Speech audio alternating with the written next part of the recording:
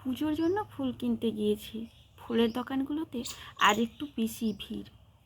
10-11 বছরের একটি বাচ্চা মেয়ে হঠাৎ করে ফুল বিক্রেতাকে জিজ্ঞেস করে বসলো, আঙ্কেল, ওই দিকের ওই লাল হলুদ গোলাপগুলোর দাম কত? ফুল বিক্রেতা ছেলেটি গোলাপের দিকে তাকিয়ে বলল, ওগুলো ব্যাঙ্গালোরের গোলাপ, 30 টাকা পার পিস। আমাকে একটা লাল গোলাপ দাও তো। বলেই কালো রঙের একটা পলিথিনের প্যাকেট থেকে 10 টাকার গোটা চারেক নোট বের করতেই পাশে দাঁড়িয়ে থাকা ভদ্রমহিলাটি সঙ্গে সঙ্গে বলে উঠলেন, মুনাই, গোলাপ নিয়ে কি করবে তুমি? আর অতগুলো টাকা কোথায় পেয়েছো? কথা শুনে বুঝতে পারলাম ভদ্রমহিলাটা আসলে মুনাইয়ের মা।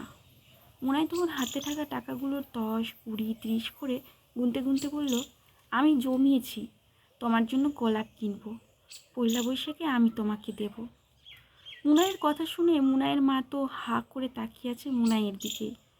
মুনাই ততক্ষণে 30 টাকা ফুল বিক্রেতা ছেলেটির হাতে ধরিয়ে দিয়ে বলল, ওই লাল গোলাপটাই দাও আঙ্কেল। মুনাইয়ের মা বাধা দিয়ে বলল, ও ভাই, দিও না, ওকে দিও না। মুনাই তো নাছোড় বান্দা। আমি নেব বলছি, আমি নেব, তোমাকে পয়লা বৈশাখে আমি দেব। কেন মা, আমি দিলে তুমি নেবে না? মুনাইয়ের এমন কথায় আবেগপ্রবণ হয়ে পড়ল মুনাইয়ের মা। সেই সঙ্গে ফুল বিক্রেতা ছেলেটি বলল, দিদি, তুমি না করো না, ও তো বাচ্চা মানুষ, ওর যখন শখ রয়েছে ও দিক না তোমায়, না করো না। ফুল বিক্রেতা ছেলেটি মুনাইয়ের হাতে গোলাপটা দিতেই মুনাই গোলাপটা নিয়ে মায়ের দিকে ফিরে বলল, শুভ নববর্ষ মা, এই নাও তোমার গিফট। মুনাইয়ের মা আর নিজেকে সামলাতে পারল না, দেখলাম চোখের কোণে জল। হাতে থাকা রুমালটা নিয়ে চোখের কোণ দুটো মুছে নিয়ে ফুলটা হাতে নিয়ে বলল, তুই আমার মেয়ে নই, তুই তো আমার মা রে। আশেপাশে আরও 2-1 জন যারা ছিল তারাও তখন তাকিয়ে দেখছে। মুনাই বলল, কে বলেছে মা তুমি একলা? আমি তো আছি, একদম মন খারাপ করবে না। আর একটু বড় হতে দাও, দেখবে কত নতুন নতুন শাড়ি কিনবো তোমার জন্য, বড় হয়ে অনেক বড় বড় গিফট দেবো তোমাকে, আর পাপার জন্য তখন আরও বড় বড় মালা কিনবো। ভদ্রমহিলার হাতে যে প্যাকেটটা রয়েছে তাতে দেখলাম একটা রজনীগন্ধার মালা।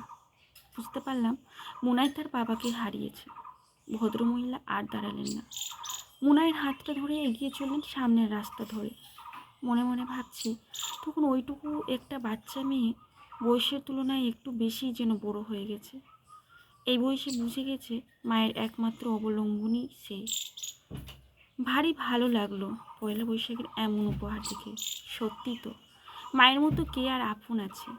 প্রতিটি সন্তান যেন মা বাবাকে এভাবেই বলতে পারে, কোনো চিন্তা করবে না, আমি আছি তো।